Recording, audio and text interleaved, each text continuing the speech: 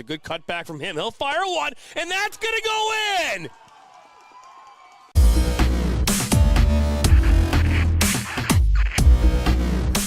Are you looking to play at the next level? MSN is now offering player recruitment videos. We are excited to partner with you and your family in getting you to the next level. To learn more about our packages and what we offer, head over to the MichiganSoccerNetwork.com. Remember, your journey starts with a click. Going to be a shot from distance that goes in the back of the net! What a strike! All put up high in back post. This one still finds a way.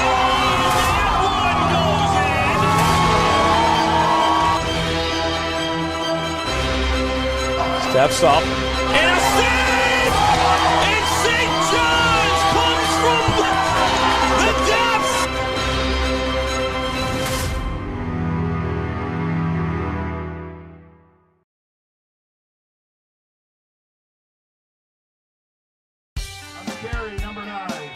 My dad and my grandfather are officials. I've grown up around officials and seeing how much they enjoy being part of the games. As a student athlete, I've always appreciated the people out there who are willing to give back to the kids.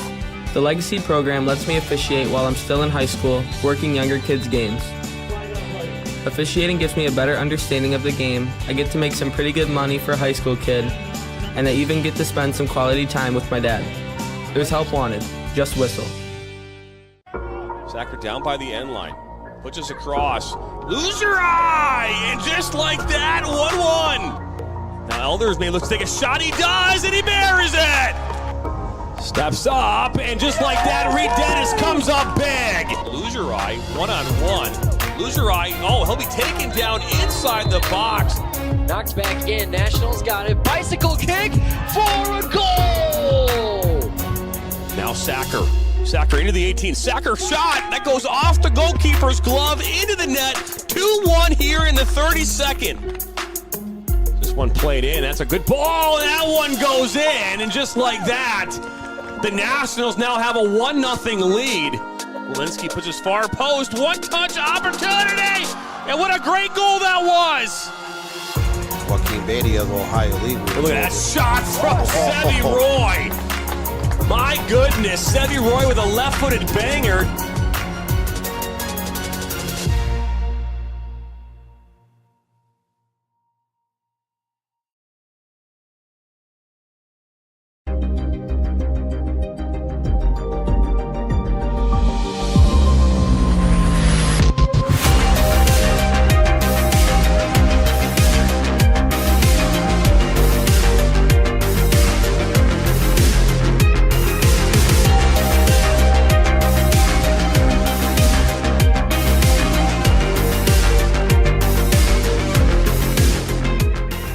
We are the MHSAA, a collection of 750 high schools and 750 middle schools, from Temperance to Copper Harbor, from New Buffalo to Alpena.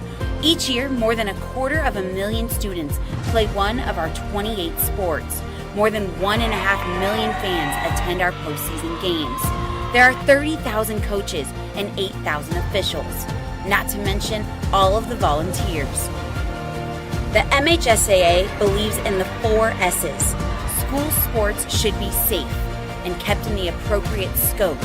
We believe nothing beats great sportsmanship, and that scholarship in the classroom is more important than excellence on the field or court. Most of all, we believe school sports should be fun. So come out and join us at a game. Support your school, support your community, and come see what the excitement is all about. He'll cut it back on his left foot, and that goes in! Towards the 6, a one-time shot, and it's 2. Now one with Everett! What a save! One-time shot! My goodness! One finds his way to the back.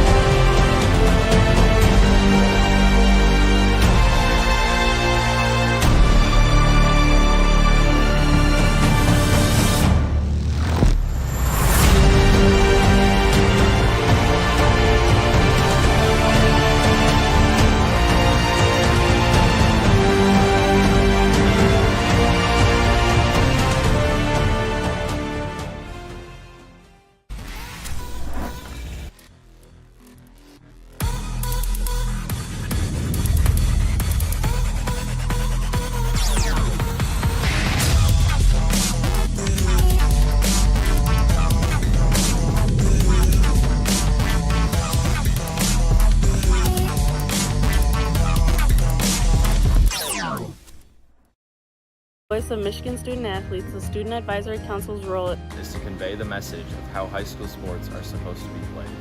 We are responsible for helping the MHSAA maintain a positive and healthy atmosphere in which interscholastic students can thrive. We believe athletes should be competitive, sportsmanlike, and excel academically. We believe students in the stand should have fun, but not take the focus away from the game. We believe coaches should act as teachers, helping student athletes develop while still keeping high school sports in perspective. We believe that parents should always be positive role models and be supportive of their child's decisions. We believe officials commit their own time to high school sports. And respect should always be shown and given to them. The most important goal for student athletes is to enjoy high school sports while maintaining a high level of respect for all those involved in the games. Enjoy the game.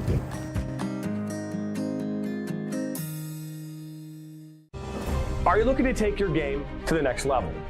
Did you know that MSN is now offering player recruitment videos? Our packages include a player profile where you show your preferred positions, the club, the league, or school that you play in, your current coach contact information, and more. The highlight videos could be self-submitted, 15 to 30 clips that will be put into a 3 to 7 minute long video. Video review of your Huddle, VO, or other platforms that you might have video on, as well as for an additional charge, MSN can come out and film games for you to create those clips. Our coach evaluation process, which is also an additional charge, where we have college coaches from various levels across the United States that will review your game film and provide feedback on how to improve that film, as well as also evaluating your play and what you can improve on. To learn more about our packages and what we offer, head over to the MichiganSoccerNetwork.com. Remember, your journey starts with a click.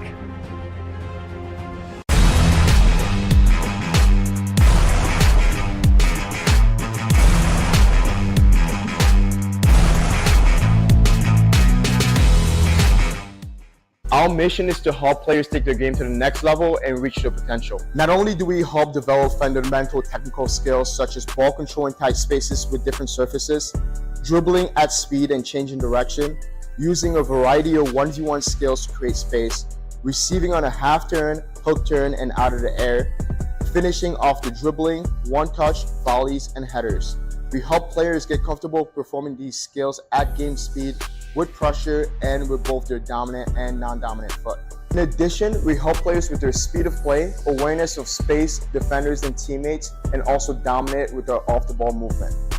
We offer a variety of services such as one-on-ones, small groups, large groups, as well as team sessions. We have an experienced coaching staff that is professional, friendly, patient, while still holding players to high standards and holding them accountable. No matter what level you're at as a player, I'm confident we can help you get better. Over the past 3 years, we've built one of the best soccer-specific training facilities in the country and developed one of the most detail-oriented programs to help out players. Visit our website.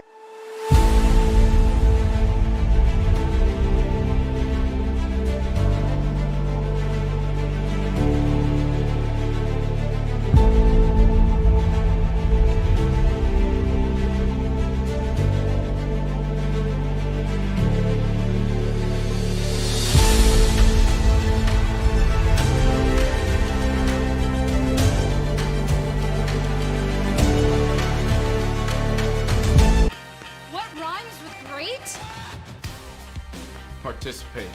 Where does greatness start? Here, in the classroom. On the diamond.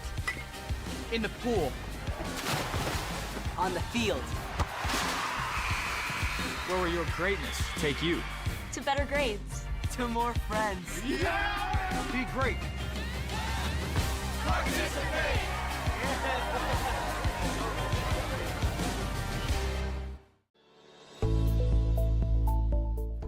Granite City Food and Brewery has 2 Michigan locations in Troy and Northville. Serves made-from-scratch food, brews in-house beer, and even has brunch every Sunday from 9 a.m. to 2 p.m. To learn more about their daily specials or to book a private party, visit gcfb.com. Make sure you head over to Granite City in Northville at the corner of 7 Mile and Haggerty, or the Troy location at 16 Mile and I-75. The following is a presentation of the Michigan Soccer Network. In for Baccarat, and that goes in! Hugo Baccarat gives Flint City a 3-2. Buckley, the ball falls to Buckley. 1-on-1 with Etheridge. What a save! Welcome into the first ever MSN All-State Media Day for girls soccer. Jonathan Turner alongside Dan Stickrat. Ball comes in, a good hit! 1-0! Shot, another save from Etheridge! Rebound, and it goes in the back of the net. The Bulldogs up 1-0! Burzma, looking for Vlasma! 3-0! Stewart Heiss with a shot! Over 90 and in! Effectively today here on the Michigan Soccer Network, we are launching our new division of player recruitment videos. Mario Canoe now finds Sock. Finds Sock's got a left-footed banger. He shoots it, and it's in! The Red Hawks equalize! And welcome to the northwest side of the Mitten. Traverse City West hosts Bloomfield Hills in this beautiful Saturday afternoon matchup. Noah Drury alongside Dan Stickrad here for the final game of the regular season before we move to districts. Kind of elaborate on both these teams coming into this matchup. Yeah, we're at the tail end of the regular season. Most of the conferences around the state have been finished up. There was a few that on Monday, Tuesday, and Wednesday of next week will wrap up. Some schools will wrap up the regular season today, but it's time. The state tournament's coming up. These two teams are kind of at opposite ends of the spectrum. Both of them had really high expectations coming into the 2024 season. Bloomfield Hills has been lambasted with injuries and some players that have left the program, and Traverse City West is off to another great start here in 2024. Yeah, Traverse City West hasn't lost a game since August. They're on a 13-game win streak. Meanwhile, Bloomfield Hills picked up a 1-0 loss to Stony Creek. The game before, they had a win against over Auburn Hills Avondale, 7-0. But you said Bloomfield Hills had a lot of high expectations. Kind of talk about their roster and what happened over this offseason, because I know you talked to their head coach. Yeah, I talked to Doogie McCall. He's been around the high school game here and the club circuit for close to 15 to 20 years in the area. They won a district last year. They finished second in the Oakland Association White Division by a point a year ago. They were supposed to bring back 10 starters and a handful of key reserves. One player opted just to concentrate on running cross country and track. Another one was a baseball player, soccer player. He decided just to play baseball this year. Their goalie's been in and out of the lineup. They have one of the best junior center backs in Michigan. He's been in and out of the lineup this year. Their leading goal scorer, Nicholas Simon, who last year was second-team All-State in Division I, he opted in July to go play with Vardar's MLS next team at the U19 level. So the players has kind of fallen away. They're a lot younger this year. They still have some for the season. They took some lopsided losses back in August and early September, but just unfortunate series of events for the Blackhawks where they don't have a lot of the players that they were originally anticipating and relying on. In Traverse City West, it's the exact opposite. Year in and year out, they just keep bringing in quality classes, and one group graduate, the next one kind of slides up behind them, and they're off to one of their best starts again. This is a program Traverse City West opened up way back in 1997. They just captured their 15th straight Big North Conference championship.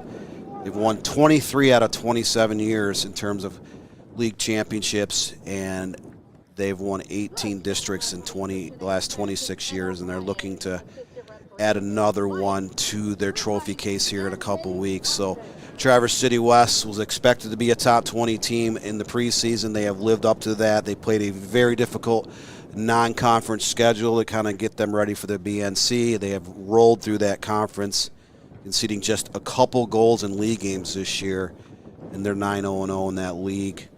And they've already clinched it outright with the one league game to go next week. So Traverse City West, the Titans playing some very good soccer. Obviously, everyone talks about Aiden North being a Mr. Soccer candidate and a Dream Team candidate, but they have a lot of very good players up and down their roster. And again, they have played a tough schedule this year, but they've done that for the last several years. This is a program that was your state runner-up in 2020, Final Four back in 2019. They've made multitude of deep runs since their school opened back 27 years ago. Yeah, their only loss came on August 19th versus East Kentwood. Very early season matchup. If they were to replay that game again, who knows what the result would be. And we're underway here in Traverse City. Bloomfield Hills will move the ball to the back line, now down to the left side, trying to play quickly. A lot of quick passes to start out this game.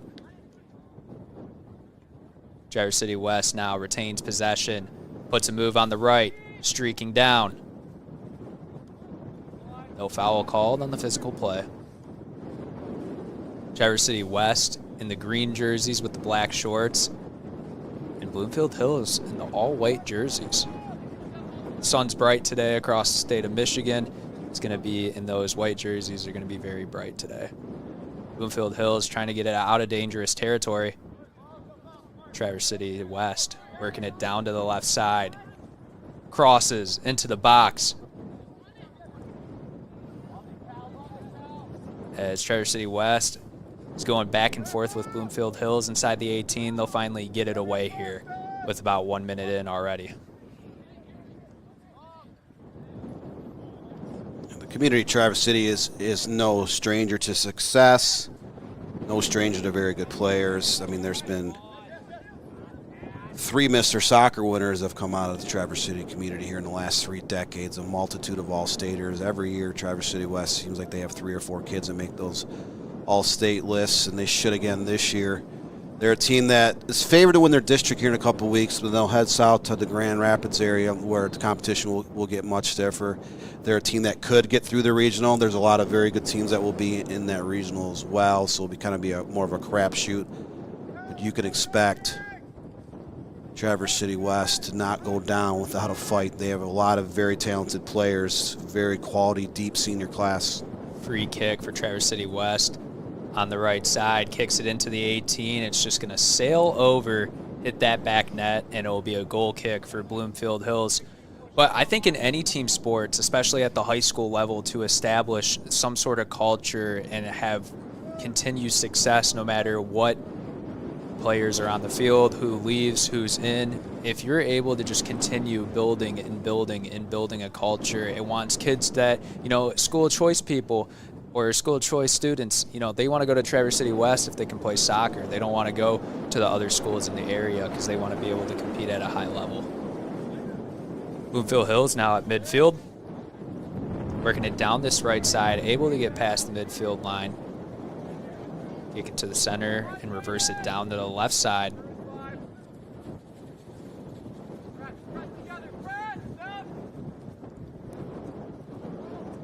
Ball staying at midfield. Traverse City West able to recover for a short amount of period of time, but it looks like it's going to be a free kick for Traverse City West.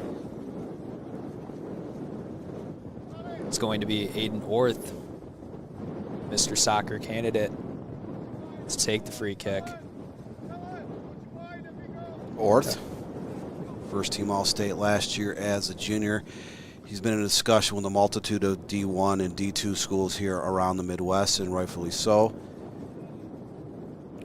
This is Lyon to take the free kick out of the circle, gets it just inside the 18. Lyon, one of those multitude of seniors they have with 2- and 3- and 4-year players, kind of the anchor of that back line.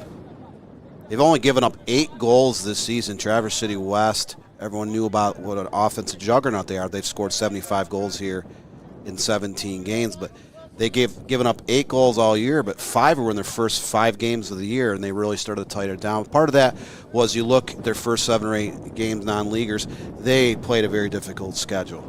And that's what you want to do. You see it a lot at the lower levels of the Division I and Division II levels. They'll schedule really hard out-of-conference games if their conference strength of schedule is not, up to par with like a Power 4 or a big league across the country. And they're kind of taking that same model. Like at the team that I think of is like Gonzaga basketball, right? They play in the West Coast Conference, but they play a really hard play in these tournaments like the Maui Invitational. And they schedule a lot of tough games for them out of conference to prove that and build their resume, and also establish some team culture as well and face some adversity.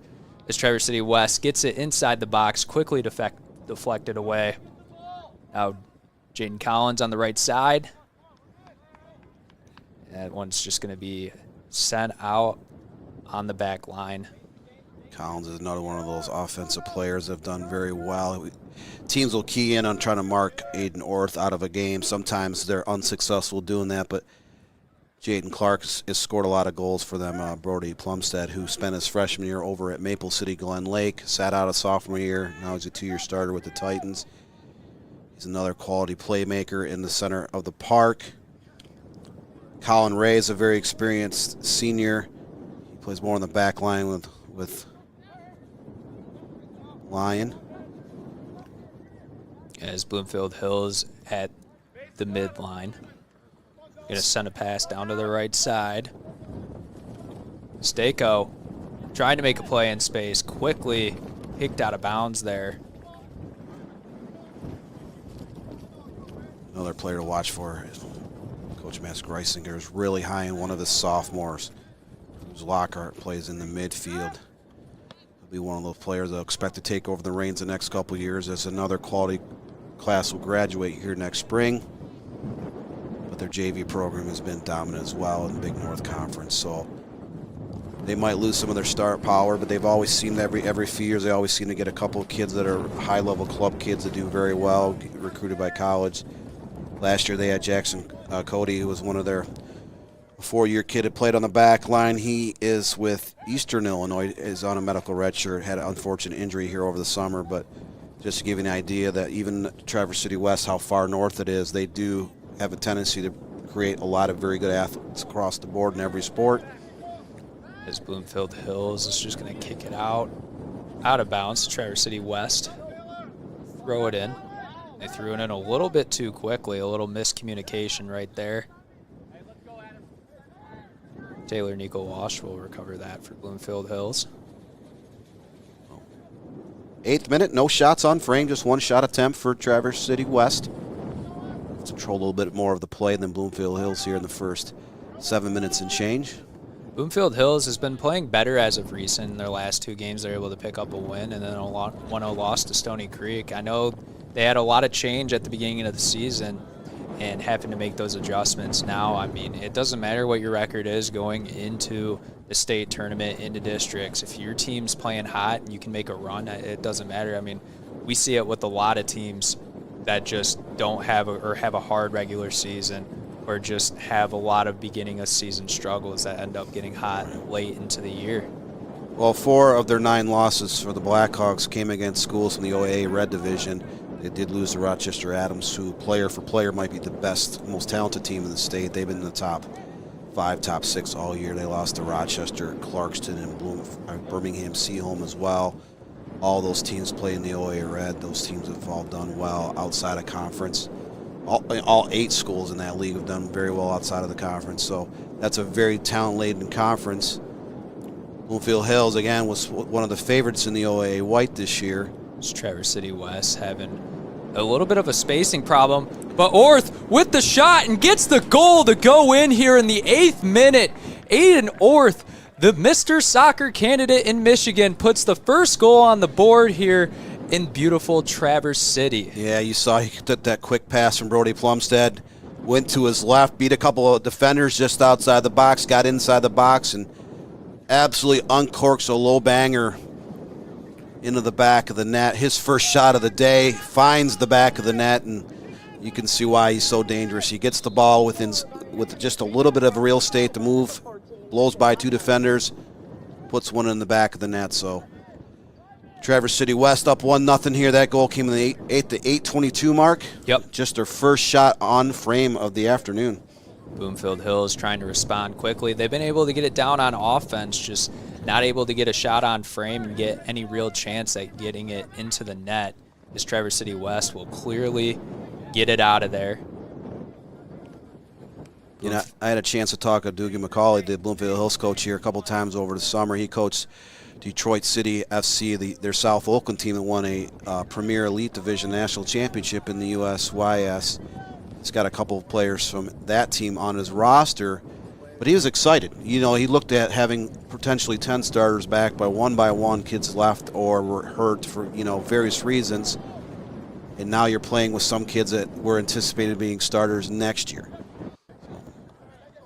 It's Traverse City West able to maintain possession, almost goes out of bounds. Great recovery by Mason Thomas. Now Orth being double covered, gets it back to Thomas. Going to reverse it down this back line. And they're just staying patient. They're not trying to get anything too quickly. They're kind of just reading, feeling out their opponent. Bloomfield Hills has been able to get it down deep in Traverse City West territory, but not able to come away with anything. But a good challenge here from Bloomfield Hills as they come up with another stop right there, but that is short-lived. Traverse City West is just working the ball around, not trying to do anything too quickly. They're very, I would say, assertive team. Assertive, they're very well organized. They're getting all the players across the pitch, you know, getting touches on the ball. They're moving around, being very patient. And you saw it took them almost 8 minutes to get a shot on frame, and the first one finds its way into the goal. Teams that typically do that, they want the opposing team, in this case Bloomfield Hills, to start playing aggressive, start coming up to the ball more, and that'll open up some more passing lanes and some more shot opportunities for Traverse City West later in this game. Bloomfield Hills gets a stop just outside the 18. Not able to maintain possession. Traverse City West working it around. Shot taken by Traverse City West, and that's going to be another goal for the Titans here in the 11th minute.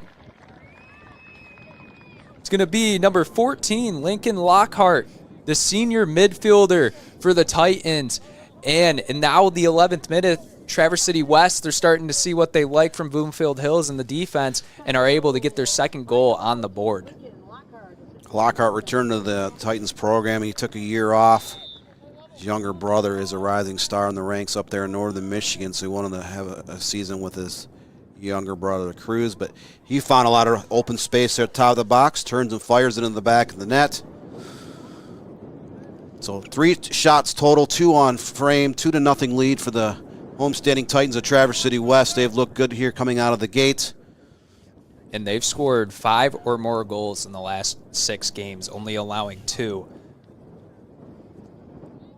Been a dominant offense, especially in Big North Conference play, as now they're looking to get their third right here. Traverse City West gets it to Orth. On the left side of the box, pass is just a little deep from Brody Plumstead, and we'll see a goal kick from Bloomfield Hills.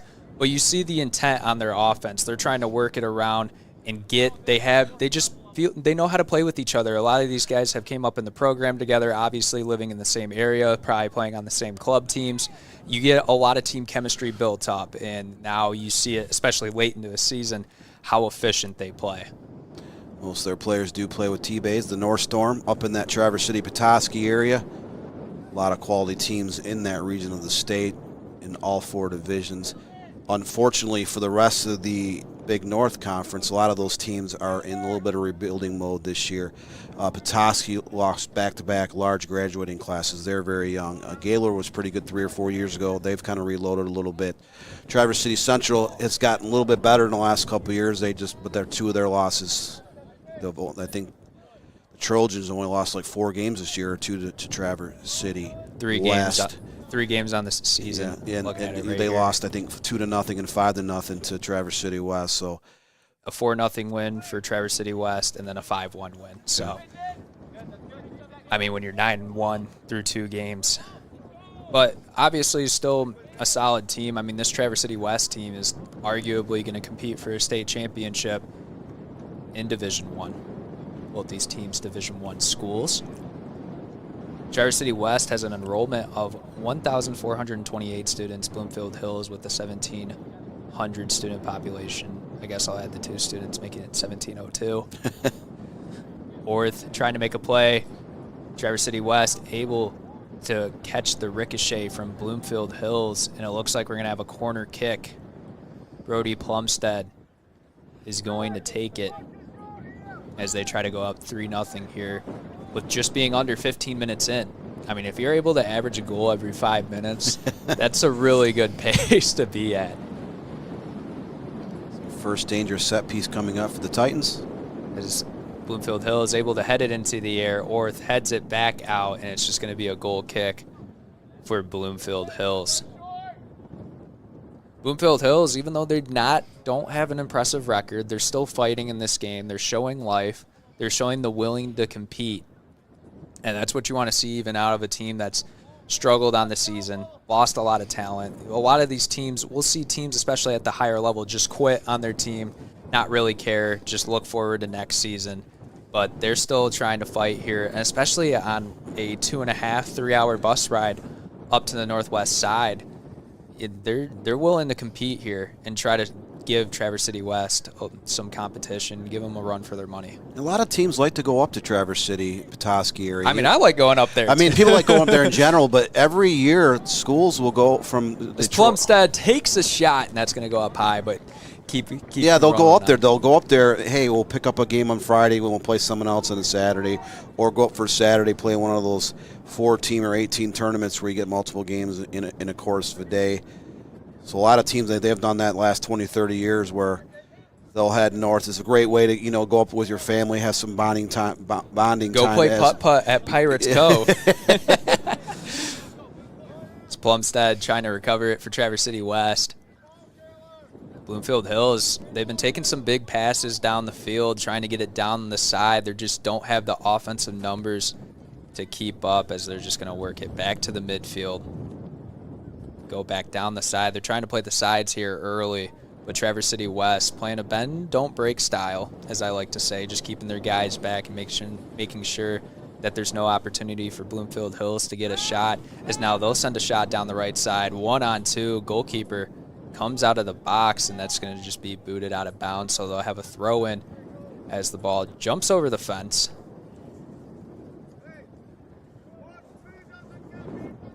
Throw it into the 18. Comes out, Plumstead getting a header, trying to maintain possession, as Lockhart not able to maintain it. He'll get the ball right back, though.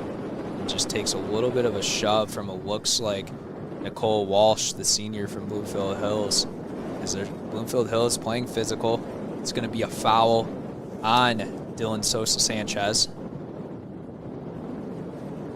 A lot of history in the Traverse City area when you look at the sport of boys soccer. Back before the school split in 1997, Traverse City High became Traverse City Central, and then they opened up this building. What a shot right there from Traverse City West.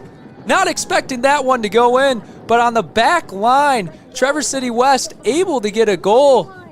It looks to be number 5, Leland Lyon. One of their backfield players. That free kick was less than 10 yards from midfield. He just puts it up into the wind.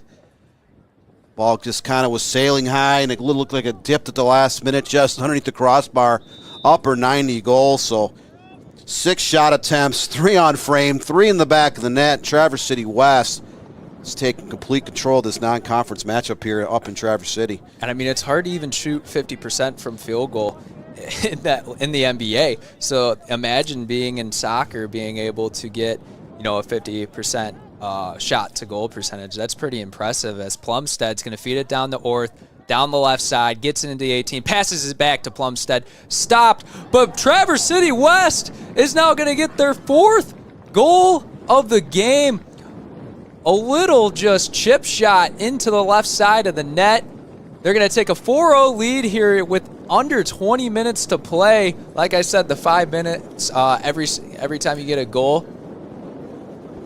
It's pretty impressive.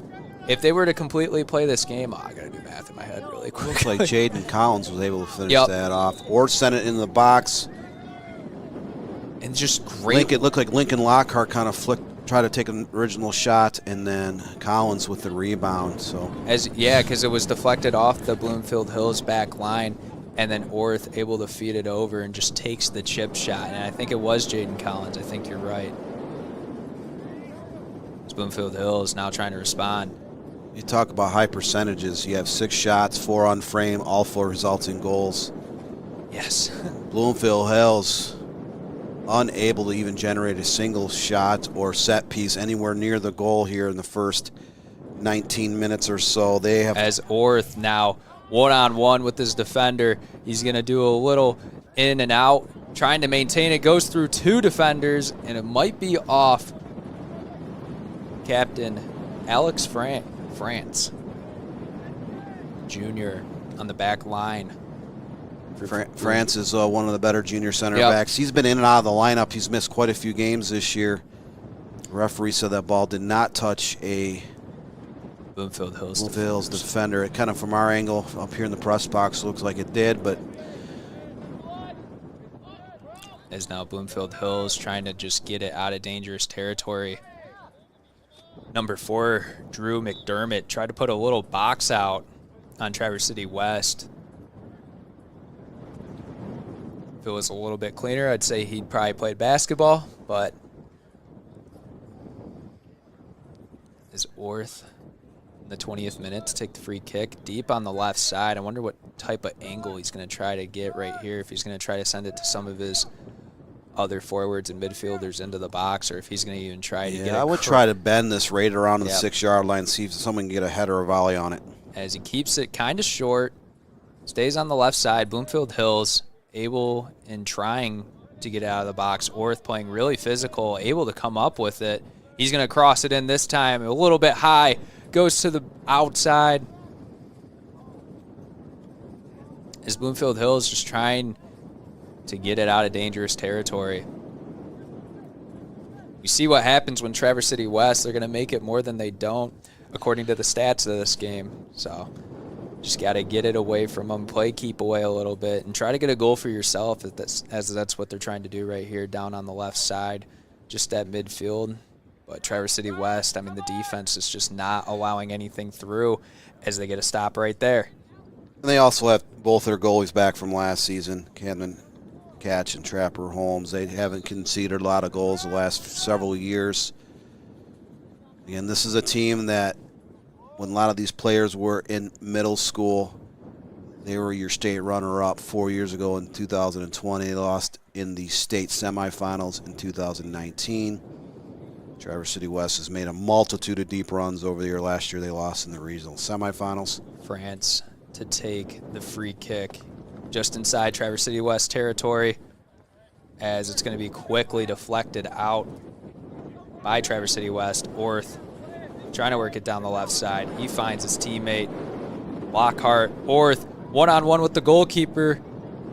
Just gets it out quickly and efficiently. And that's what you got to do sometimes. It's better to be able to get it out quick than work it around 3 or 4 times, let Traverse City West catch up, steal the possession back.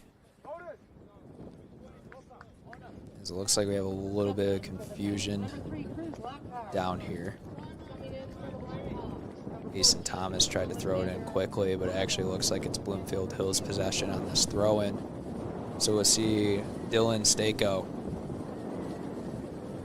Kind of an impossible angle for any camera crew that comes to this stadium. There's not much room between the stands and the touch line, and the stands are elevated at that point. So Sam Fisher, our cameraman today, made the trek up to Traverse City. He loves Traverse City. Yep. He talks about it. Who doesn't love the Traverse City? I love going to the Traverse City Metoskey. I like going up to the UP, up to Marquette. Up North Michigan, there's not much else better than that, especially at this time of the year in the summer, fall, end of spring is definitely the best time to get up there. Before, they get like 2 feet of snow and it's impossible to travel. I mean, if you got 4-wheel drive, I mean, it might be a little bit possible, but Bloomfield Hills now at midfield. Working it down this left side. It's going to be quickly deflected out. Looked like Lyon on that play for Traverse City West. Mac Reisinger, the Traverse City West coach, grew up in Ohio, Strongsville, Ohio, a quality area not too far out of Cleveland.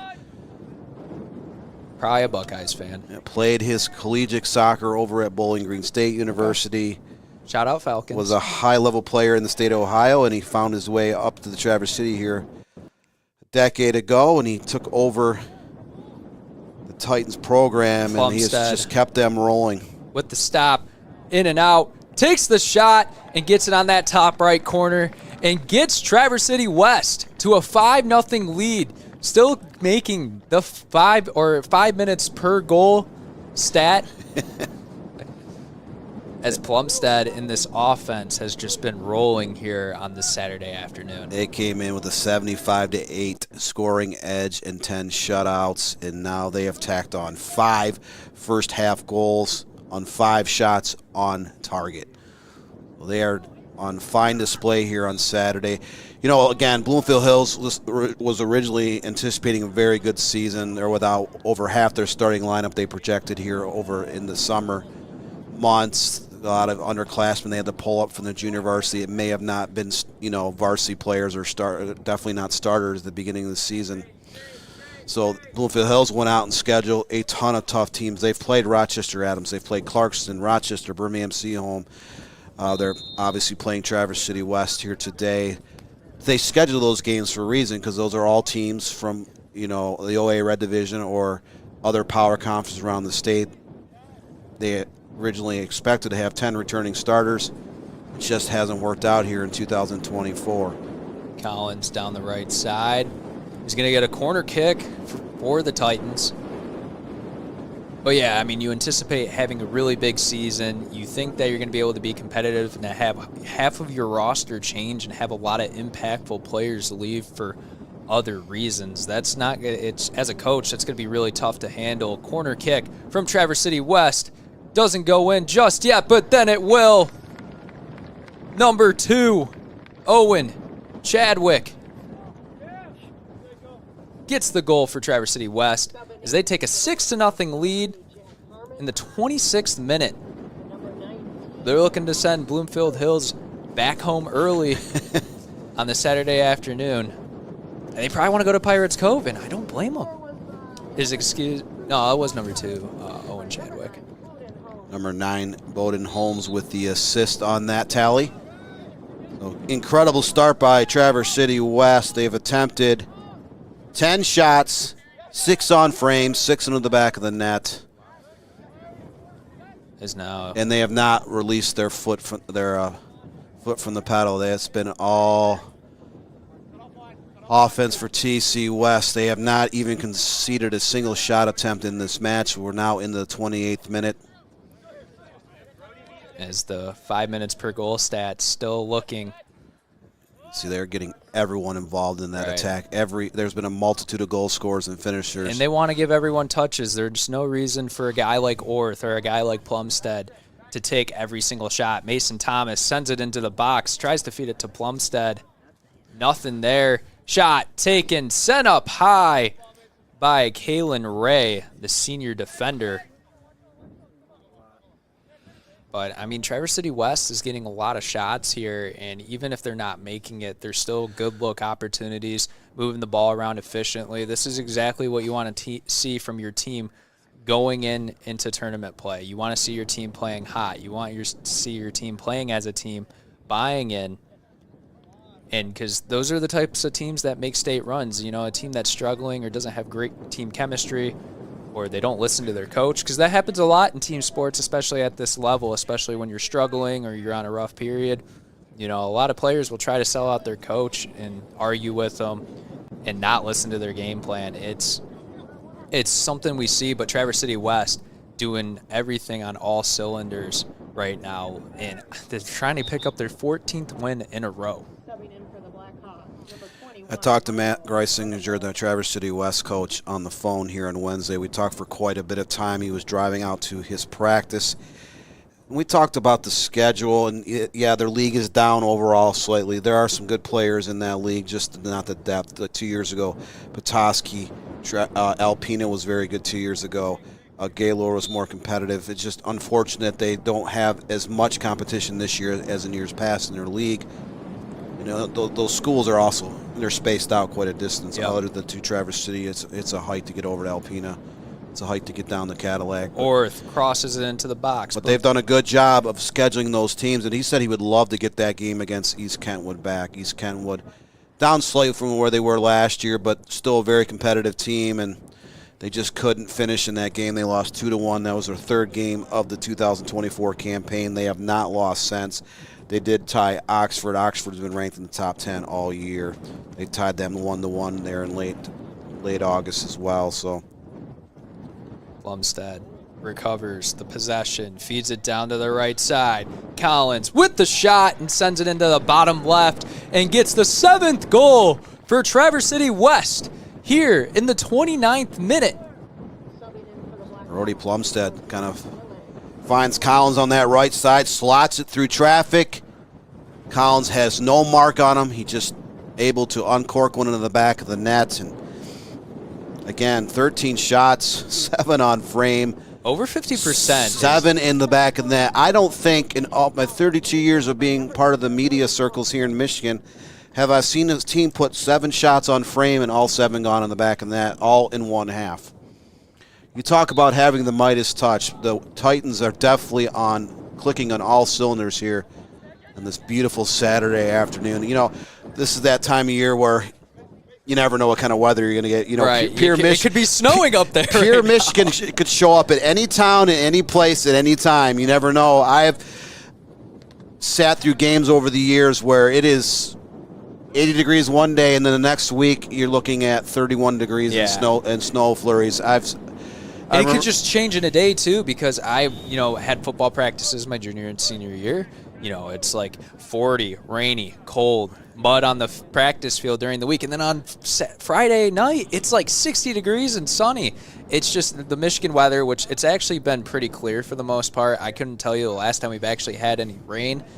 But, I mean, you can even see it on the grass outside the soccer field. I mean, it's pretty dry on the top right side right there by the American flag. We had a little bit of rainstorms that came through southeastern Michigan and then the west side of the lower peninsula as well on Tuesday afternoon, but that's dried up around 6 o'clock that day. And then a couple Fridays ago, about midnight, southeastern Michigan got hit with some rain. But in August, we had some crazy storms. I mean, a ton of severe thunderstorm warnings.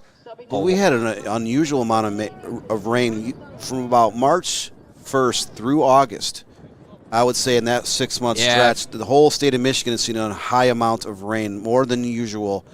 We had a lot more rain this July and August than we had in years past. Had to get my car washed last, though. So. See, there are some benefits, right? Bloomfield Hills scoops it up right there. Trying to just get anything going, as it looks like some reserves have came in for Traverse City West, trying to get some guys some experience that maybe not seen the field a lot, of course, with a lot of dominating wins. They definitely have gotten some players in early, as Bloomfield Hills not able to get anything going right there. Here's Lockhart. Traverse City West tries to feed it up the right side of the 18. Nobody home right there. As you can see the wind, too, from the American flag. It's been a windy past couple of weeks. It's in October. You think we're in Chicago with the wind. Well, we're not too far away from Lake Michigan being in Traverse City. Just kind of shoot across the Leelanau Peninsula. You're head over to Leland or over to Glen Arbor. Maybe down to Empire, I traveled a lot there when I was like 7, 8 years old. My grandma and grandpa had a cabin up there, and I mean, we'd go visit, and my great-grandma had a condo up there as well, down in Leelanau. I had a pleasure of speaking to Leland's coach here on Thursday morning. They're #1 in Division 4. Just about 130 students in their high school, but they have been a juggernaut the last decade. They're one of 4 or 5 teams in Division 4 I could see having a legitimate chance of winning that state title in that division. But they have a lot of kids that play club soccer up there with the TBA's North Storm. Some of those kids play with the Traverse City West. They play for kids from Traverse City Central, Traverse City St. Francis, and some other schools up in that area. There's always been quality teams coming out of some of the high schools up in Traverse City and Petoskey areas of Michigan. As Hudson Ross trying to create some offense for Traverse City West.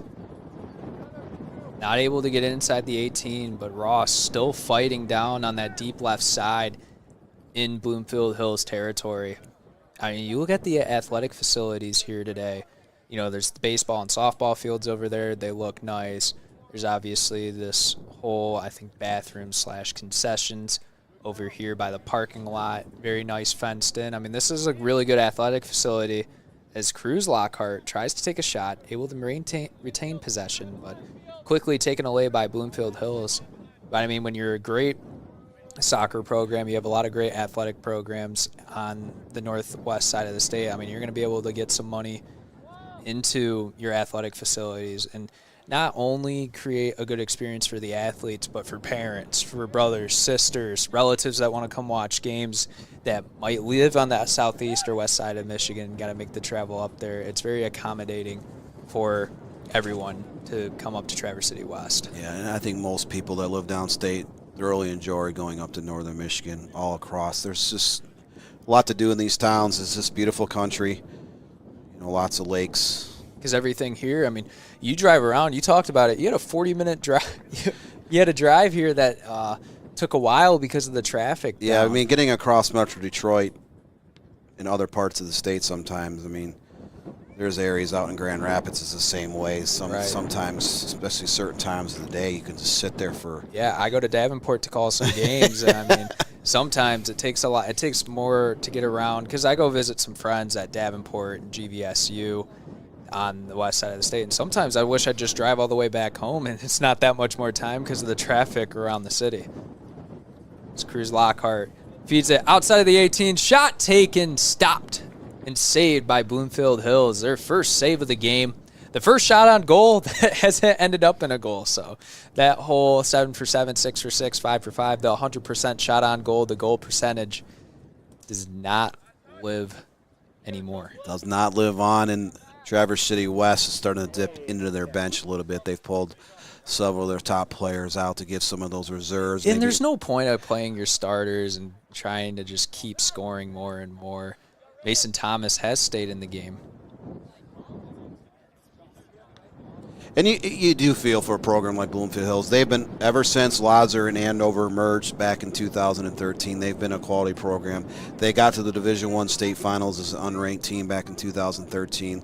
They've won a couple districts. They've been competitive, and there's a lot of kids that play club soccer in that area with Liverpool, with Vardar, with the Michigan Jags, and some of the other top club programs in the Detroit area.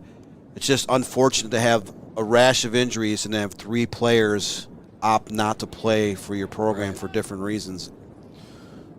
And those weren't just players. These were players that were starters. Some of those kids earned all district and all conference a year ago. Their starting goalkeeper's been out for a few weeks. Alec France, their junior center back, just came back to the lineup. He's missed 8 to 10 games this season. So it's just been a little bit unfortunate, a series of events for the Blackhawks over the last few months. And you see when your school is not the top at something, which Bloomfield Hills has been a respective soccer program, but as of late, when you're not winning state titles, going to the state semifinals, having consistent conference championships, when you have multi-sport athletes on teams, they're going to want to go play their other sport, the sport that they really love. I mean, soccer is the main sport for a lot of these guys, but for multi-sport athletes, you talk about the baseball player. He wants to focus on baseball. Bloomfield Hills has been a solid baseball team. They had a pitcher that ended up going to Michigan this past year. They played Brother Rice. I was at that game, and I mean they were competing for a long time there in that district semifinal. So they're hoping to rebound. There's some good quality young players coming up to Bloomfield Hills. They don't have a ton of seniors this year, so they'll return a lot of the lineup if any of those kids opt to come back next year that are non-seniors. And you never know who could come in or who's going to be like, hey, a junior that wants to come back and play, or they get some club soccer kid that moves. As we see here, Traverse City West into the box is number 6, Graydon Osmaluski, the senior who hasn't seemed to have much time, but he's playing forward right now for him. He's probably been able to get a lot of action. This is a key reserve that they could rely on here, especially because depth is, especially with the weather getting colder, injuries are going to happen more frequently. Players seem to cramp. I was at a football game last night doing sideline reporting. There's like 5 kids that cramped, and it's like you typically see that during the heat, but they're doing it in the cold too, so it was a little odd to see. But having depth going into the postseason, you want to get as much kids experience as possible because you never know, hey, that guy might have a sprained ankle. He's going to be out for the next couple games. It's a next man up mentality for these coaching staffs and for these programs. You want to be able to have every single kid on your team being able to go out there, top to bottom. Bloomfield Hills trying to get any sort of offense going here in this final minute. So we have 2 more high school ranking shows coming up the next 2 Sundays, 8 o'clock. Myself Dan Stickrad and Giovanni Moscheri will take a look at the top 15 teams in each of the 4 divisions, plus honorable mentions from the Michigan High School Soccer Coach Association. Some teams will play pre-district games Wednesday through Saturday of next week. Then the district semis and district finals will be the following week. So a lot of teams won't finish the regular season until early next week. There's around 72 different conference champions that are being crowned right now. I've had over 50 schools emailing me talking about, hey, they just clinched the league championship, interviewing and writing stories about a multitude of these teams. I mean, it's a busy time of year, but it's nice to see the overall growth. There's a couple of new conferences in the state of Michigan, another league conference that never had a soccer schedule in northern Michigan, the Jack Pine Conference. They've added soccer. Now they have 7 boys teams and 8 girls teams out of 14 schools in that conference. So that just shows you the growth of soccer overall. Yes, every year there's a couple smaller schools that may not have the numbers to have a team, or a charter school, or a rural area, a rural school. That happens, but there's also schools that add soccer every year. This year we saw Dearborn Heights Annapolis never had a soccer program before. They're part of the Western Wayne Athletic Conference. They brought it in. So there are teams every year that you will see maybe drop a program, and then sometimes it comes back. Detroit Mumford, they dropped their program 7 years ago. They're trying to bring it back down there as well. So, soccer in the city of Detroit is starting a little bit stronger. There's been a couple teams that have added soccer here in the last couple of years, and some of those kids are starting to join up with some of the better clubs in the Detroit area. But we've seen overall, I played back in the 1980s when certain communities dominated. You could look to the Troy schools, the Livonia schools, communities like that. They often carried the best programs in the state. Detroit Country Day was really good back then. They're still really good today. Just there's a lot of, but it's been the growth, not just the growth, the balance across the state of Michigan, every division. I think the best thing now in modern day media is the exposure for these athletes, not only to get their name out there, in the media, but for recruitment. I mean, a lot of these players, we offer recruitment videos for players, by the way. If you're tuning in and you want to, get your kid recruited, they're in the U14, U15 in there, and they're talking about playing college soccer, visit our website for more details. But there's just in any sport, I mean, the ability at Twitter's a very used social media platform for players to get recruited, get their film, talk to coaches. I mean, the new modern day age in recruiting and just in any of these sports, now soccer. I mean, this is just, it's amazing for all these athletes, because back then, you had to get the VHS tape and then go to the school, get it to them, and then you got to talk on the landline to these coaches. Yeah, and it's a lot different. Like, if I'm a college recruiter in sports, there's a lot more venues and avenues to recruit athletes as well. You can, for soccer, you can have an ID camp in the middle of January at some large indoor facility where 20 or 30 college coaches from different levels, not just like D1, but D2, D3, NAIA, even like small Christian colleges, they'll come out. They'll look for some of those kids that maybe not are Division I level, but they're good quality kids that could play in college. There's a lot of that going on. In the state of Michigan, there's over 230 clubs of different sizes, and there's a lot of very big clubs that are very successful on the national circuit as well. They're pumping out kids to all levels of college soccer. Over 520 teams in Michigan on the high school side. So it's just, you look at the whole full spectrum of soccer, it keeps growing and growing and growing. Now you have all these amateur teams that have popped up the last 10, 15 years, and every year more and more teams are joining the MPSL, the Women's Super League. USL League 2 has almost doubled across the country here in the last decade. They had 128 teams suit up in the U.S. and Canada last April through July, which was an all-time record. They were in the low 70s less than a decade ago, just to show you the growth of amateur soccer. And that's mainly college kids who are finding a really good team to play on during the summer. One of my buddies, he was on a team towards Romeo High School in that league, and he talked about it. He's like, yeah, he plays in New York at Russell Sage University, but he's talking about it. He's like, yeah, I'm joining this amateur league team. As we're going to be going to halftime here, me and Stickrad just keep talking too much.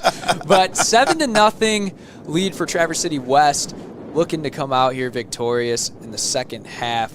We'll step aside real quick. You're watching the Michigan Soccer Network, and we are glad to see you for second half action here in the beautiful northwest part of the Mitten. Now Worrell has a good cutback from him. He'll fire one, and that's going to go in!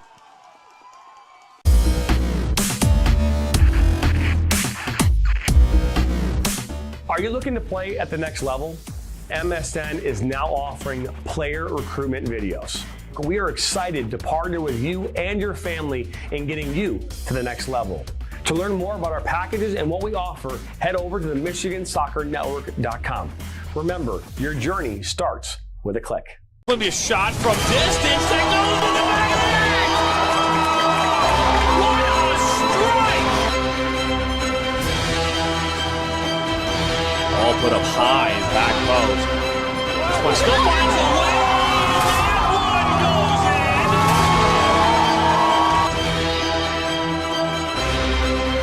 Steps up, and a save! And St. John's comes from the depths!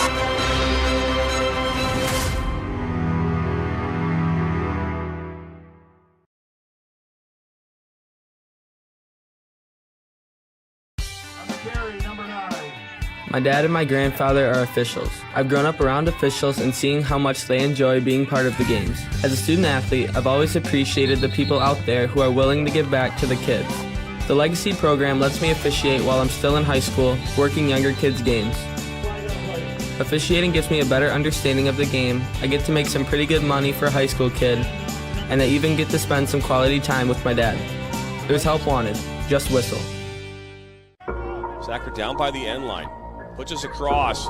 Lose your eye! And just like that, 1-1. Now Elders may look to take a shot. He does, and he buries it! Steps up, and just like that, Reed Dennis comes up big. Lose your eye, 1-on-1. Lose your eye. Oh, he'll be taken down inside the box. Knocked back in. Nationals got it. Bicycle kick for a goal! Now Sacker. Sacker into the 18. Sacker shot. That goes off the goalkeeper's glove into the net. 2-1 here in the 32nd. This one played in. That's a good ball. And that one goes in. And just like that, the Nationals now have a 1-0 lead. Walensky puts his far post. One-touch opportunity. And what a great goal that was. Joaquin Beatty of Ohio League. Look at that shot from Sevi Roy.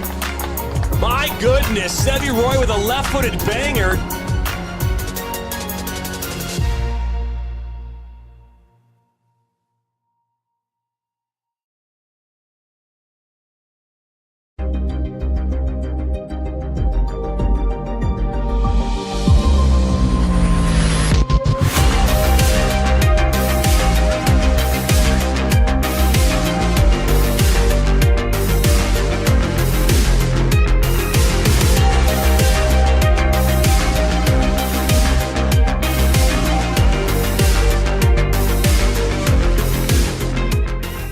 We are the MHSAA, a collection of 750 high schools and 750 middle schools, from Temperance to Copper Harbor, from New Buffalo to Alpena.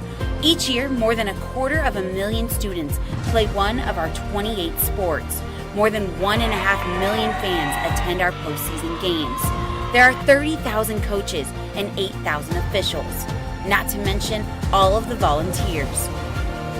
The MHSAA believes in the 4 S's. School sports should be safe and kept in the appropriate scope.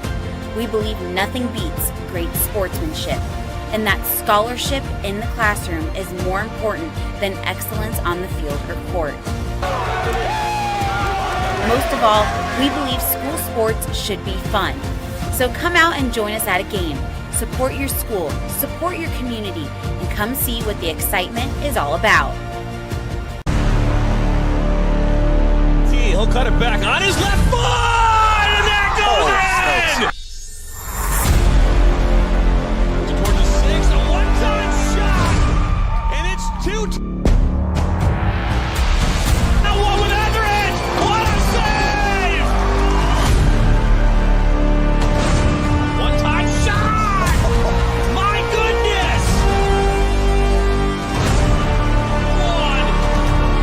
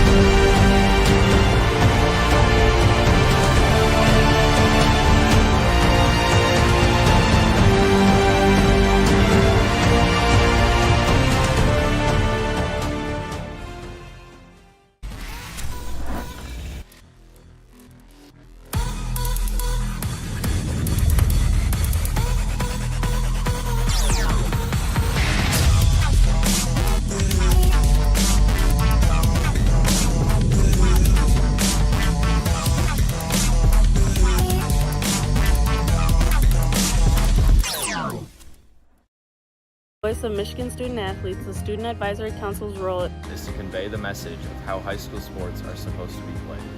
We were responsible for helping the MHSAA maintain a positive and healthy atmosphere in which interscholastic students can thrive. We believe athletes should be competitive, sportsmanlike, and excel academically. We believe students in the stand should have fun, but not take the focus away from the game. We believe coaches should act as teachers, helping student athletes develop while still keeping high school sports in perspective. We believe that parents should always be positive role models and be supportive of their child's decisions. We believe officials commit their own time to high school sports. And respect should always be shown and given to them. The most important goal for student athletes is to enjoy high school sports while maintaining a high level of respect for all those involved in the games. Enjoy the game.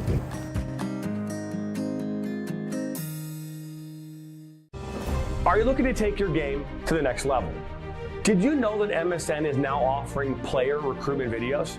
Our packages include a player profile where you show your preferred positions, the club, the league, or school that you play in, your current coach contact information, and more. The highlight videos could be self-submitted, 15 to 30 clips that will be put into a 3 to 7 minute long video. Video review of your Huddle, VO, or other platforms that you might have video on, as well as for an additional charge, MSN can come out and film games for you to create those clips. Our coach evaluation process, which is also an additional charge, where we have college coaches from various levels across the United States that will review your game film and provide feedback on how to improve that film, as well as also evaluating your play and what you can improve on. To learn more about our packages and what we offer, head over to the MichiganSoccerNetwork.com. Remember, your journey starts with a click.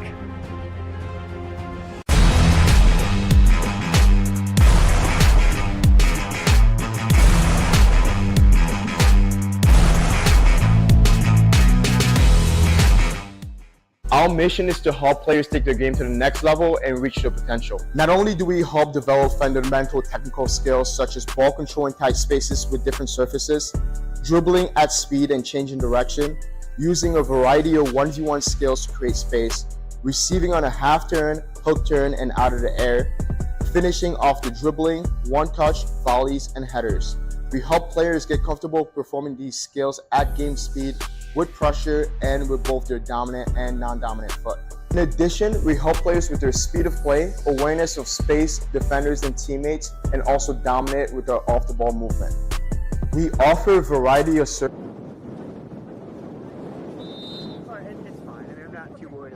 And welcome back to the second half. Traverse City West leads 7-0 over Bloomfield Hills. And the mercy rule is if there's an 8-score difference, the game is over. So Traverse City West, depending on how they play, could end it here early. Now shooting down on the right side. They have it right side of the field. Crosses it in beautifully. And just slide tackle and kicked out by Bloomfield Hills. They tried to end it right there. Not able to. Bloomfield Hills recovers and gets it out quickly. But we were talking over the break, and we've talked before the game. Bloomfield Hills, you know, a lot of these kids, they had a lot of roster or had a lot of returners that they expected to have end up going to pursue different adventures in their life. And now, I mean, they're 3-9-1 on the season. They've played a little bit better as of late, but this loss definitely might send them back. They played Wall Lake Northern next, I believe it looks like Tuesday, October 9th, at home in District 7. But they gotta do it. They gotta turn it around somehow. Hoping to get Matt Bolby. Ben Toby, their starting goalkeeper. Hope to get him back for the tournament. He's been in and out of the lineup this year. Alec France, they just brought him back recently. He was a huge loss. He had some injury issues this year, so he was in and out of the lineup. Again, lost one kid to our MLS next. One kid went to play baseball. One's concentrating solely on track and field and cross country. Shot taken by Bloomfield Hills. Their first of the game. But it's going to be quickly recovered by, it looks like, number 1, Trapper Holmes. What a name for a goalkeeper, Trapper Holmes. They switch goalies at the half, but they've got 2 quality goalkeepers at Traverse City West. Very stout defensive back line.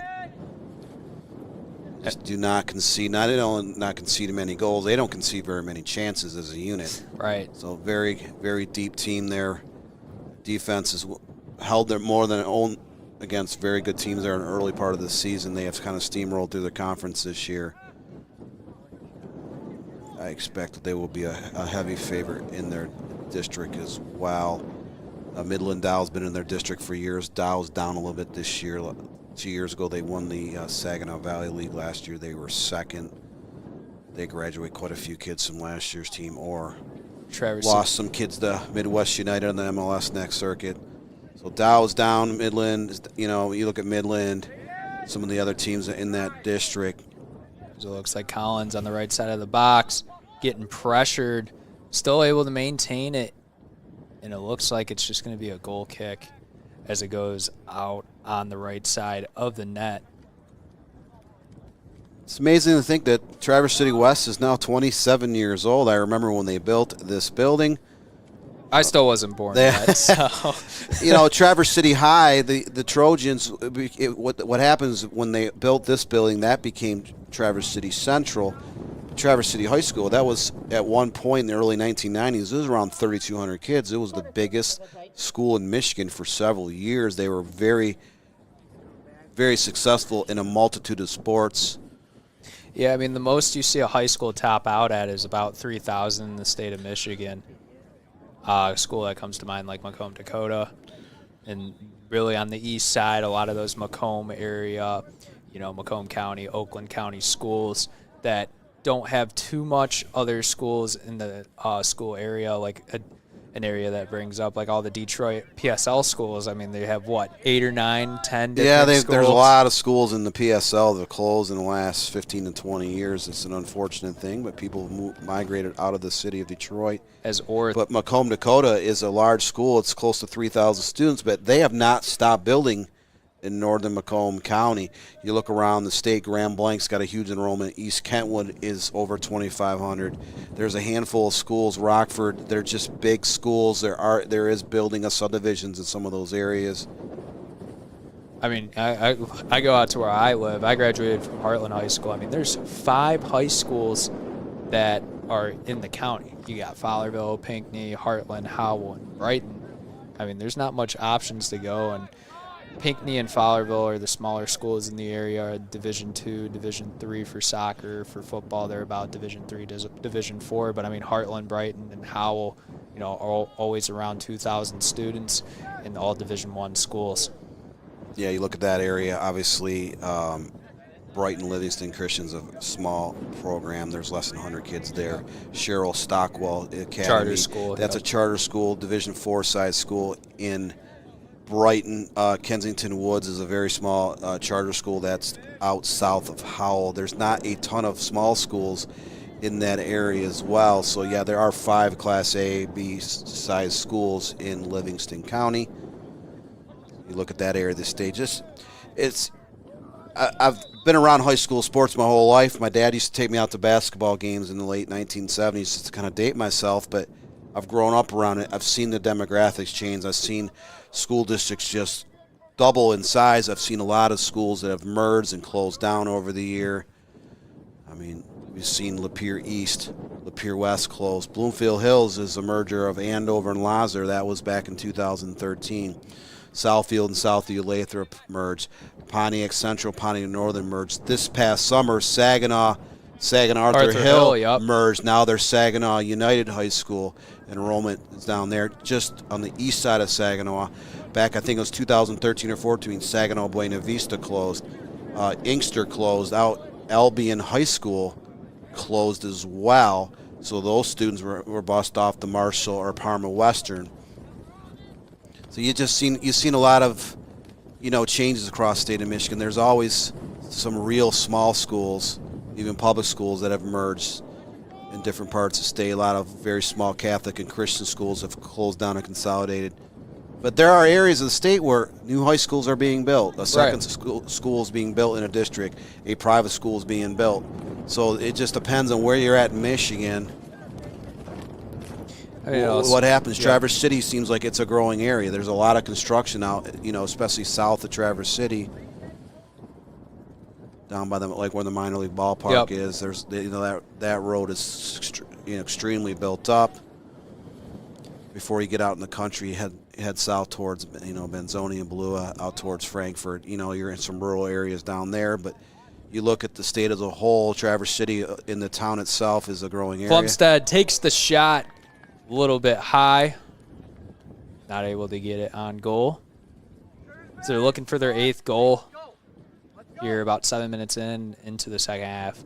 Yeah, you talk about just the growth, and obviously school's got to close down. So there's some changes needed. I mean, that happens anywhere. Well, whether it's schools, businesses, whatever. It's just, you got it, and then there's always new stuff being built. It's just how the market works in terms of schools, and then obviously businesses as well. Some got to close down, but then it also leads for new opportunities for new businesses or new schools or new whatever. There's something new coming out every couple of years, no matter what industry or what school. It's just, there's a ton of stuff that's just always seem to be coming out. I think that's been a lot more trendy lately. Just a lot of more new trends, especially with social media, just out in the world. So, a moment ago we saw a long free kick by Alex France, again, one of the better junior defenders in Michigan, sends the ball, but Traverse City West gets the ball back down the field in the hurling and earns a corner kick. So that one's going to be headed out. Looks like Orth tried to get it to curve to the right, ends up going the opposite direction. But, I mean, they're still on the offense attack here. They put their starters in to start the second half. It looks like they want to try and go home early. I don't like to say I really didn't want to say that. But it's one of those things where maybe they'll give them 10 minutes. If they don't score, they'll start putting subs back in. They did play the last 15 minutes of the first half with multiple starters. But you can see how quickly they can get the ball back down the field. France has a great foot. That goal kick was over 50 yards. Right. But they had the ball back into the box 10 seconds later. That's how quickly they get the ball down in transition. They're an efficient, aggressive, assertive team that doesn't really try to force anything. Things just kind of come to them. I mean, you're going to see it right here. They're going to get a kick right here, and they're going to find something else they like. Orth is just keeping it down on the left side, trying to maintain ball control. As Orth is going to get a shot opportunity, Plumstead doesn't even raise his foot, as Bloomfield Hills is putting up a little bit of resistance in the second half, not allowing the goals to come by easy. Another shot on goal that gets saved.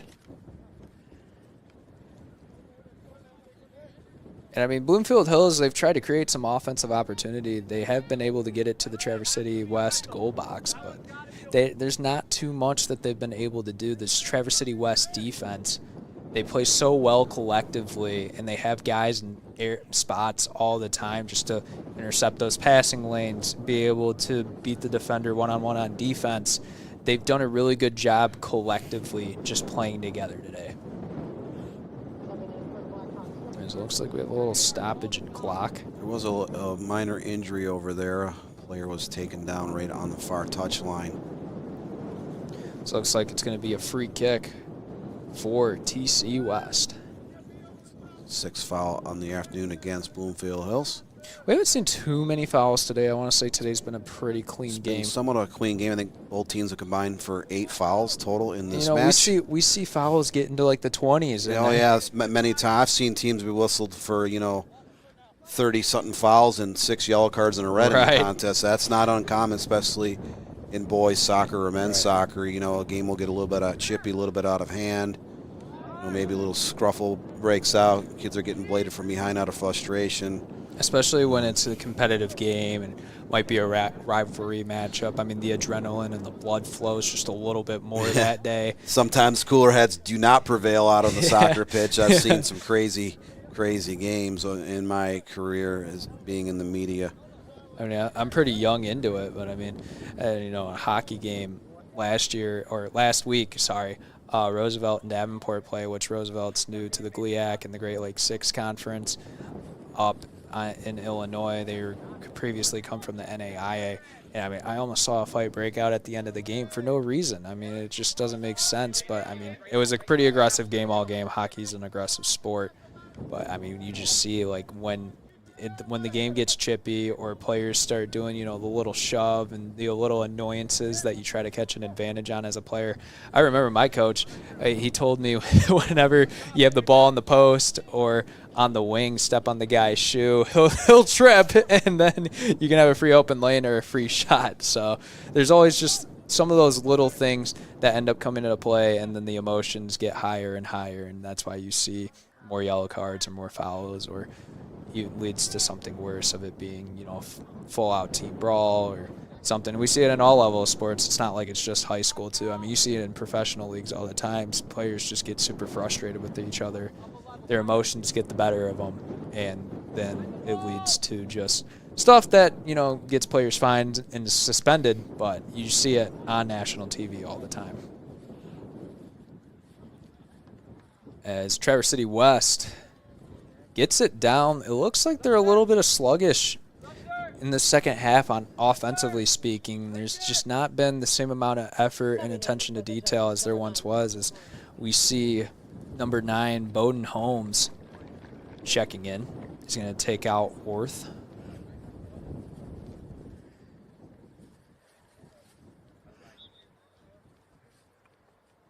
And the mentality for me, if I was on the field right now, I'd be like, dude, I want to go home. I want to go eat. I want to go play video games. I want to go hang out with friends. I want to go do something. Maybe a family come up in town for a weekend in October. But we're still continuing to play this game. 53-30 in. So it looks like we're going to have another substitution. This time on the Bloomfield Hills side, it's going to be Quentin Beauchou, sophomore, coming into the back line for Bloomfield Hills. Titans are starting to put their bench in. Those who just joined us here in the Michigan Soccer Network, Bloomfield Hills just struggled to clear the ball in that first half. And Traverse City West, so they're looking to their get a shot first right 7 shots on frame resulted in goals. They had the Midas touch. They couldn't miss.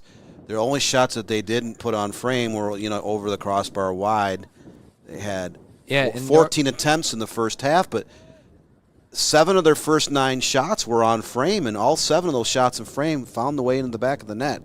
Incredible ratio to come out of the gate for Traverse City West. Yeah, because typically you see those percentages shot on goal to goals. I mean, they don't get really higher than the 30s, and for them to be over 50%, I mean, it's just something incredible. Like we see, across most leagues, like being above 50% in scoring is just impressive in itself. And to be that for shots on goals, as it looks like Thomas is going to take a shot for Traverse City West and send that one to the parking lot. Been a lot of just overpowered kicks here in the second half. And maybe they're trying to there's some sort of home run derby coming into soccer, and they're just trying to put on some film right now to get sent to that. But I guess maybe a kickball league or something. But we'll see. As Traverse City West is going to boot that one out of bounds. Shout out to Sam Fisher, our camera operator. It's kind of an odd angle, and you'll see this a lot of soccer-specific stadiums where the touchline is not too far from the stands. Right.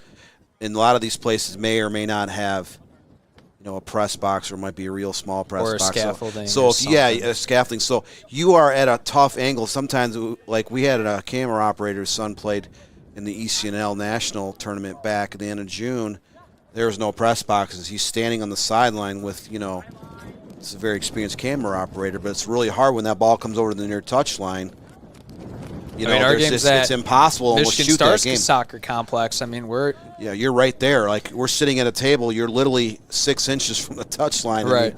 Players come out of bounds. They rock right into your table. Or the ball gets striked into the camera. I mean, we see it all the time. Cruz Lockhart tries to cross into the box. Looks like it was almost a handball by Bloomfield Hills, but they'll get it out of dangerous territory for the moment.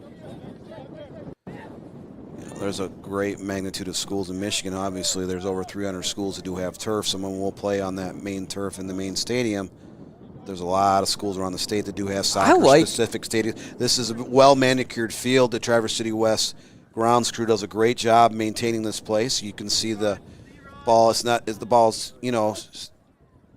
sailing on the grass. It's not all choppy or anything. Sometimes if you play on a grass field and you share it with a football team, it takes one rainstorm in the fall and that field is shot trashed. taken by Traverse City West. Just goes outside on the right, kept on the ground. It looks like it was taken by, I want to say that's number 15, Kalen Ray. As we'll see him checking off the field for Graydon Almaluski. Excuse me, I think it was number 14, Lincoln Lockhart, that took that shot. Saw Eden North jogging off the field there here in the 58th minute, so it looks like his afternoon may be complete. As Plumstead, he's been their main ball handler, taking it up for their offense. He's been able to put some moves on defenders, able to get a couple assists in this game. And he's been kind of their main focal point in terms of just having a usage. If there was a usage percentage stat, I think he'd be at the highest right now for this Traverse City West team. Traverse City West, 6 different goal scorers on the afternoon. Jaden Collins, only player to score twice in this contest, as we're now in the 59th minute. Cruz It's Lockhart. been all Traverse City West since the opening kickoff again. 7-0 at the break. So there's going to be an offsides called on Traverse City West. It's the first offsides call of this contest. Traverse City West just hasn't really got down and running to really get an offsides called. It's always been some sort of methodical, assertive offense that gets them down the field, leading to great shots, having numbers. They've been very opportunistic finishing, but they've also been able to create quality chances. They've been able to keep that ball on the ground most of the game. They've been spreading the field. They've done a good job of getting all their midfielders and forwards involved in the attack. They're sending it back to the defenders to kind of rebuild. Water. Trapper Holmes. I mean, that's like a 60, 70-yard kick right there. That's pretty impressive. Camden Tatch and Trapper Holmes, both goalkeepers returned from last year's team, and this defense doesn't maybe necessarily get the credit that they deserve, but 5 of the 8 goals they've allowed were back in August. In their first 5 games, they gave up 5 total goals. Just 8 on the entire season. Right. 75-8 going into today, so they're now at 82-8 overall. And if this game ends in a shutout, it'll be their 11th clean sheet of the year. But Traverse City West offensively has not been shut out this season. Even some of the best teams in the state might pick up a 0-0 or 1-1 tie. Traverse City West has not been shut out over the course of this season. Last year they were really good as well. They finished 18-2-1 overall a year ago, 9-1 in the Big North Conference. Right now they're at 14-1-2 on this season and 9-0-0 in the conference, with one more conference game coming up next week. But you can just see the balance of this team. They're used to playing each other in high school. They're used to playing each other with TBA's North Storm. Most of the kids up in that area play in that organization. There are some smaller clubs in northern Michigan. Occasionally you might have a student athlete from Traverse City area might drive down to Grand Rapids, Muskegon and play with one of the Midwest United teams. But they've been lucky. They haven't lost a ton of kids in Midwest United's MLS Next team. They don't have a lot of kids taking up residencies in other states. You'll see that in the Grand Rapids and Detroit area, where a school might have like 6 or 7 really good players, but 5 of those kids are playing in MLS Next. A couple are taking up residency, say with the Columbus Crew, Sporting Kansas City, Colorado Rapids, Philadelphia Union. There is several dozen players from Michigan right now this school year picking up residency and playing with an MLS Next youth club, so out of state. So there's a lot of options for these top-tier kids, but Traverse City area overall has been very fortunate. There hasn't been too many kids that have taken that route. And I mean, they're getting more. Obviously, Traverse City is not a small town, but the area is just not as populated and as much media coverage as there would be, in a Grand Rapids, in a Detroit, where those kids are going to be constantly being evaluated by coaches at these big tournaments, bigger team names. As right now, Traverse City West in the box is going to be able to get the goal. But it looks like it might be waved off. I'm thinking there was a little bit of collision inside the box. So we'll see here. as I think that's going to conclude the end of this match. The referee does not call it back.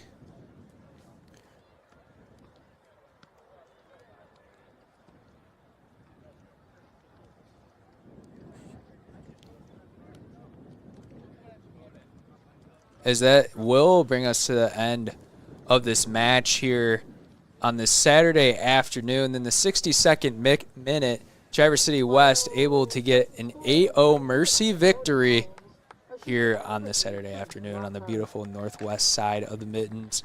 Stickrad, I'm gonna just call you Stickrad. You know, they call him Michael, they call him LeBron. You know, if you guys want to, I really don't have an ego. But one coach last night, I talked to a coach whose team won a conference championship last night, and his daughter plays collegiate soccer, so he was driving back a couple hours from his daughter's game, and he's like, "You're kind of an expert." I said, "No, I'm not an expert. I just spent a lot of time reading about the beautiful game here across the state of Michigan. Do I make mistakes?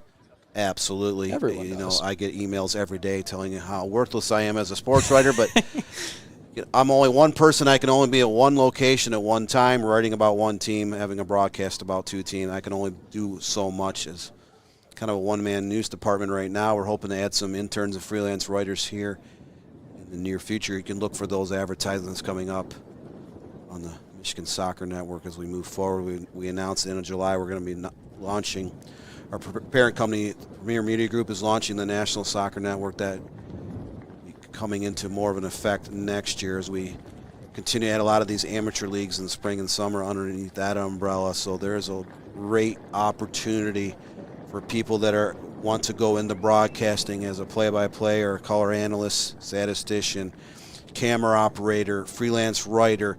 There's so many opportunities we're going to be opening up. So if you're interested, if you are a high school senior or currently in college or just out of college and you have an interest of getting involved in one of those areas, feel free to reach out to our front office, which is down in Shelby Township, Michigan. We are covering all levels of soccer across the state, and we've already done a lot of coverage in some other states as well on the amateur side. So yeah, I mean, I just joined a couple weeks ago, right? And I've enjoyed the process of Michigan Soccer Network, meeting everyone. Obviously, big shout out to the director of broadcasting, Jonathan Turner, for giving me the opportunity. I've had some play-by-play experience, some color commentary, sideline reporting, and even other behind the scenes doing camera operation or doing audio or graphics.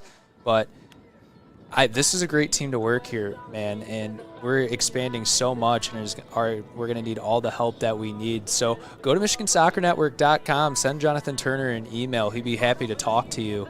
And, I mean, next year we're looking to move locations from the looks of it and looking to expand nationally.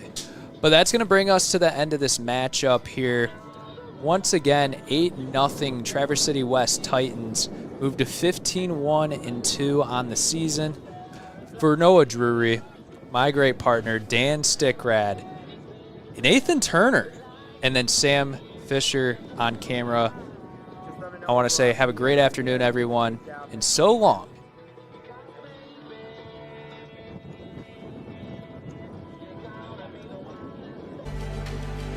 The following is a presentation of the Michigan Soccer Network.